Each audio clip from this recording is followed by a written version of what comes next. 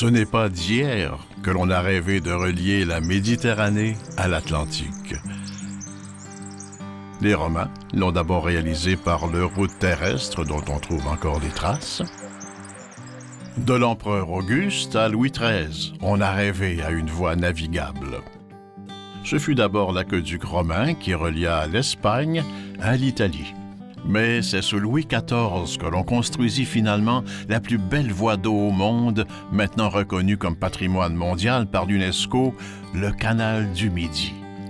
En y ajoutant le canal latéral à la Garonne, les deux mers étaient enfin reliées.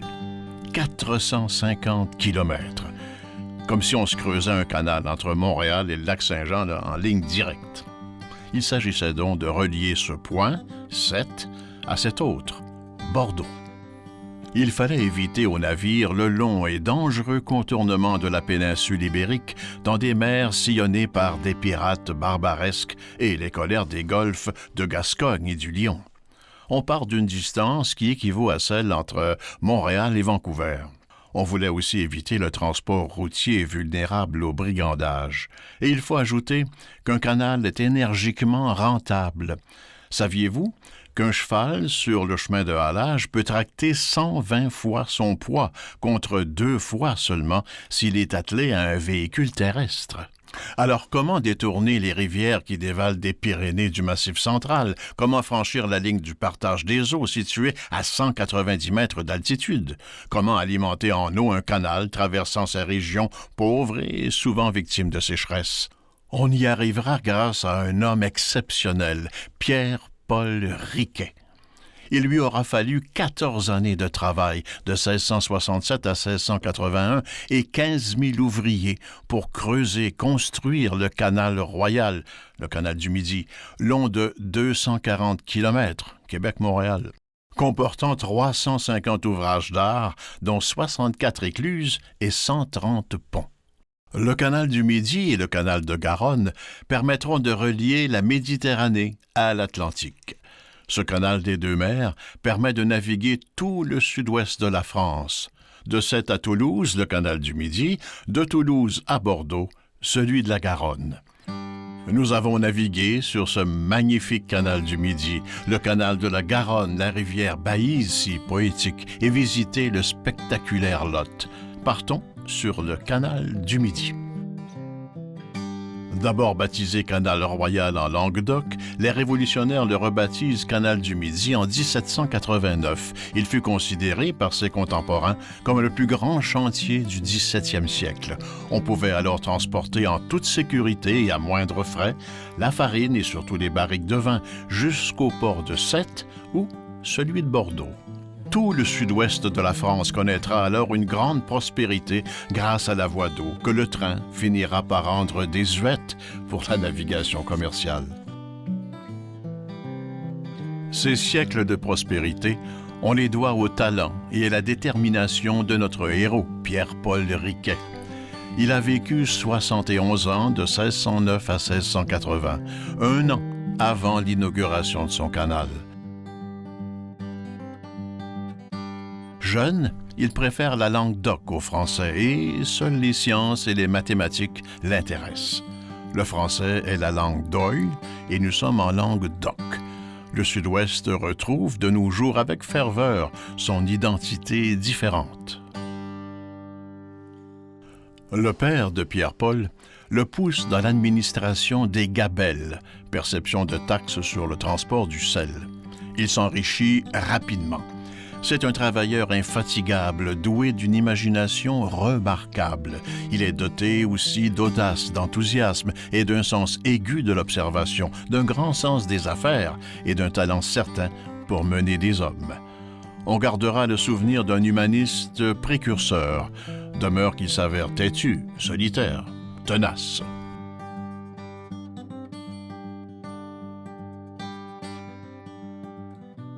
Baron de Bonrepos, dont voici le château, avec cette seigneurie de Bonrepos à côté de Verfeil, 60 hectares de forêt de chêne, 150 hectares de bois et de terre, 4 métairies, sans oublier une demeure à Toulouse.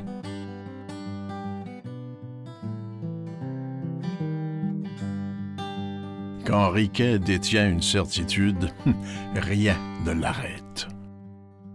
Et pour vérifier ses plans, il construit la maquette de l'ensemble du canal sur les terrasses de son château de Bon Repos. Voici le plan général de l'ouvrage, qui date du XVIIe siècle. Et la conception des écluses en ovale pour économiser l'eau, très bonne idée.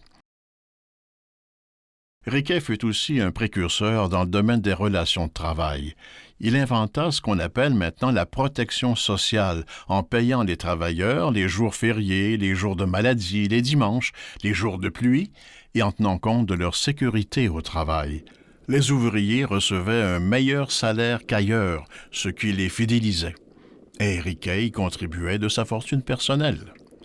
On leur fournissait aussi les outils de travail pour creuser ce canal, une nouveauté, et on les logeait à coût modique. Les autres entrepreneurs fulminaient contre ces conditions de travail.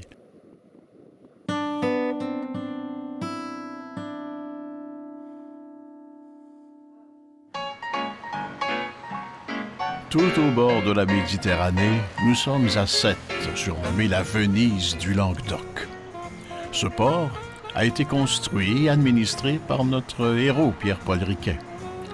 Mais c'est aussi ici qu'est né et a vécu toute sa jeunesse Georges Brassens, qui chantait en fin de vie sa supplique pour être enterré à Sète.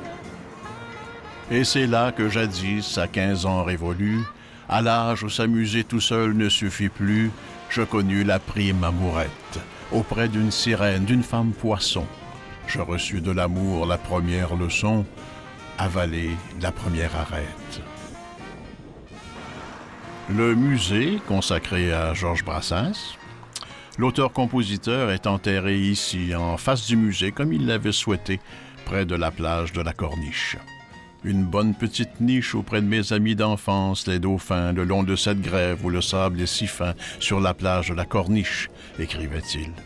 C'est une plage où même à ces moments furieux, Neptune ne se prend jamais trop au sérieux, où quand un bateau fait naufrage, le capitaine crie « Je suis le maître à bord, sauf qui peut, le vin et le pastis d'abord ».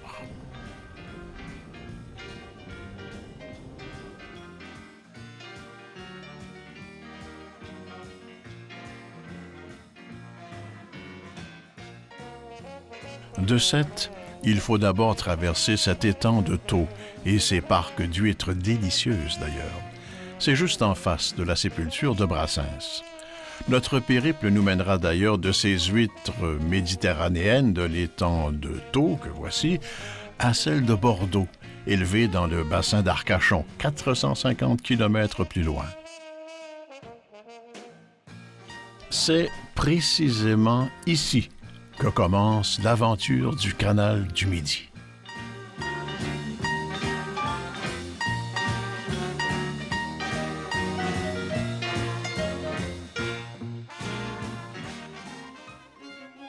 De cette base de location de bateaux, les vélos nous permettront des visites toutes plus stimulantes les unes que les autres. Dès le début du canal, cette ingénieuse écluse ronde permettait aux bateaux d'aller tout droit en face vers Sète ou de prendre à droite par le petit embranchement qui mène à l'Hérault, au centre d'Agde. Nous sommes en effet amarrés à Agde, surnommée la perle noire de la Méditerranée, à cause de ces monuments construits en pierre basaltique qui proviennent de la Montagne Noire. Une ville qui date du VIe siècle avant Jésus-Christ et où il fait toujours bon de prendre le temps de vivre. Ville portuaire depuis l'Antiquité, favorisée vers la fin du XVIIe siècle par l'ouverture du canal du Midi. Agde tira longtemps l'essentiel de ses revenus du commerce maritime et de la pêche. Elle est devenue l'un des principaux ports de plaisance de la Méditerranée et la première station touristique de France par sa capacité d'hébergement, et elle bénéficie d'une réputation internationale auprès des vacanciers. Quelles que soient les humeurs de la météo du jour, il y a toujours un charme à naviguer calmement sur ce canal.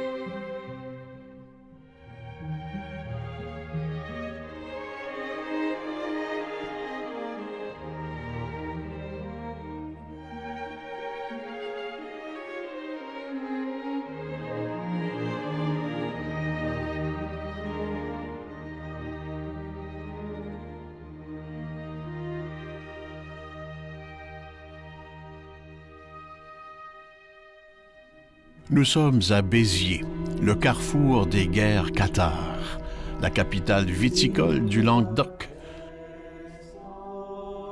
Ça sent le bon vin ici. Béziers trône en effet au sein du plus grand vignoble du monde.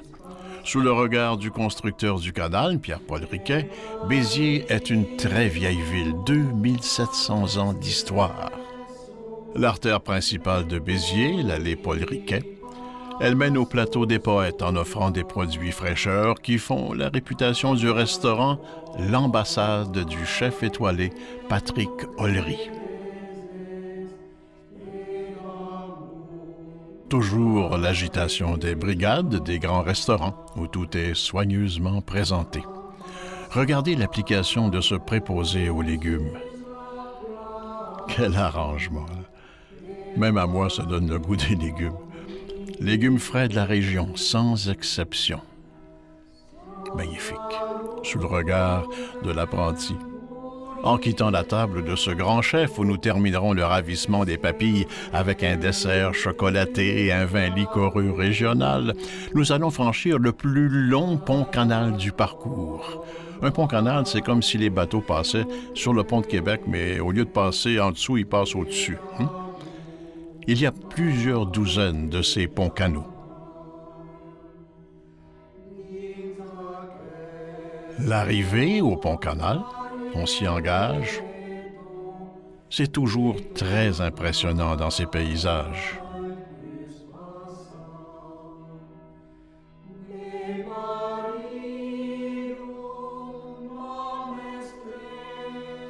Voilà des souvenirs qui se gravent pour longtemps en mémoire.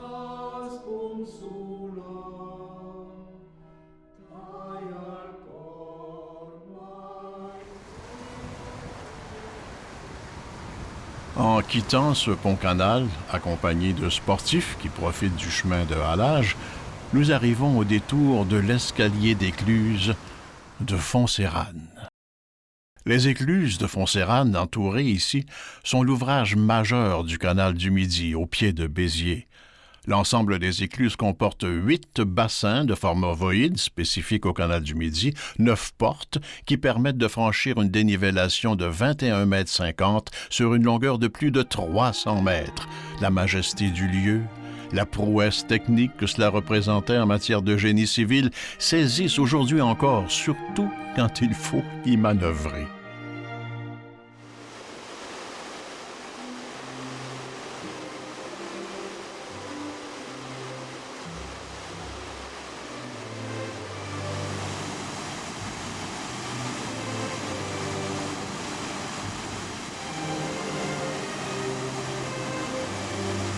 Le flot de l'eau qui entre dans les écluses est toujours impressionnant et c'est un fort débit.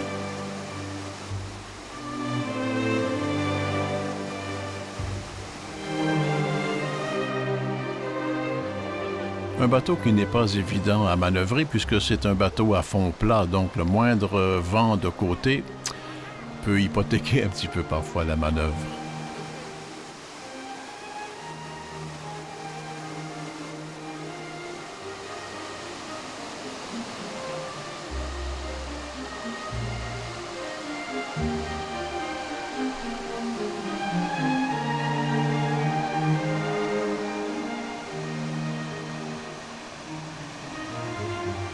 Complicité nécessaire ici entre la pilote et le préposé aux amarres. C'est un travail qui se fait à deux.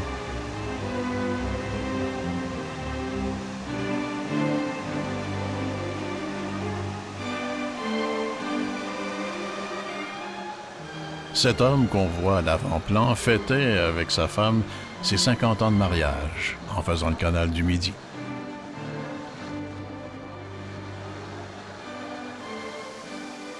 On voit bien la dénivellation.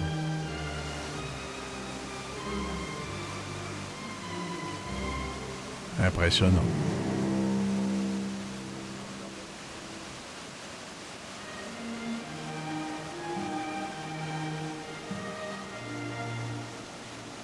C'est fait.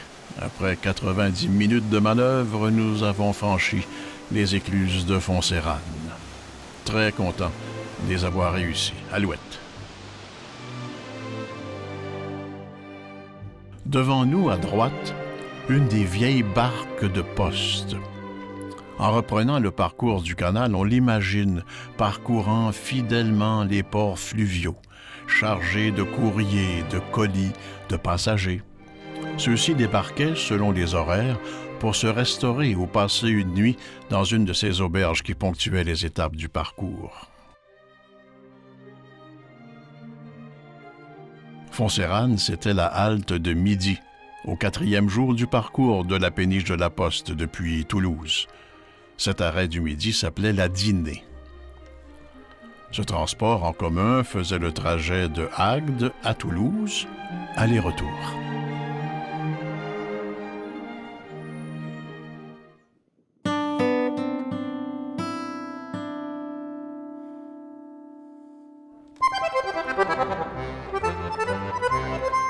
Voyager, c'est d'abord rencontrer.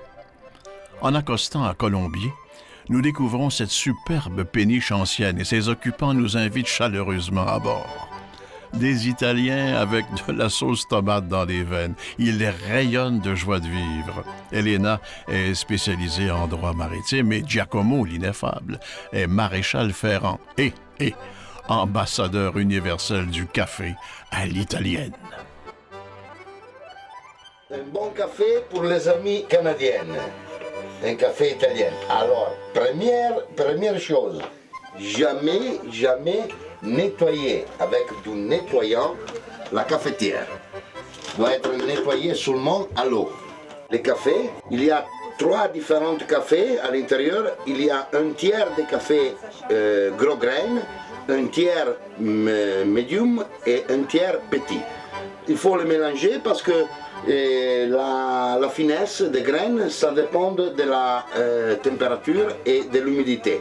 Et alors, la mélange, la meilleure, c'est un tiers. Voilà. Et quand vous avez bien pressé, il arrive, hein. Vous prenez un cordon et 3 à 4 trous. Avec quoi les trous? Avec un cure-dent. Ah d'accord. Voilà. 3 à 4 trous. Parce que le café doit être bien pressé, mais il faut faire des trous parce que la vapeur, il peut monter. Le feu, il doit démarrer très fort. Hein? Et quand il commence à sortir le café, le couvercle ouvert, jusqu'à le moment qu'il commence à sortir. Quand il commence à sortir, il faut fermer, voilà, et il faut réduire le feu. Il faut réduire le feu au minimum. Ah, pour nous, c'est une religion. Hein? Ah, c'est gentil. Alors, un petit peu d'huile. Ça, c'est l'huile italienne, extra vierge. C'est notre petite production. Notre petite production. C'est le foie qui a fait comme oui, ça. c'est un petit peu de fond, mais ça fait rien. Et toujours la bouteille se passe. sur la crudité. Hein? Pas cuit, hein? Ok. Il faut arrêter le feu et hop. Un petit peu de pâte. Hein?